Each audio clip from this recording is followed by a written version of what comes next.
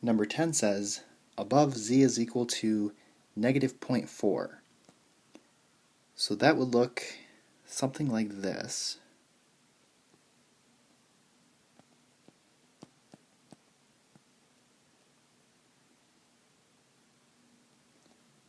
So I would type in normal CDF.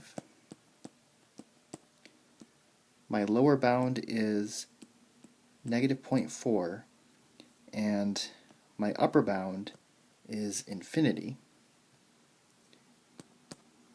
and this is equal to 0.6554, which is 65.54%. Number 11 says below z is equal to negative 1.8.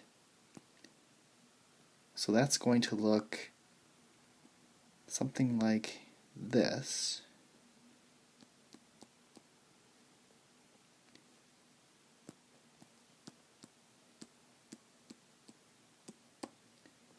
So I want to type in normal CDF negative infinity up to negative 1.8, and this is equal to 0.0359, which is 3.59%.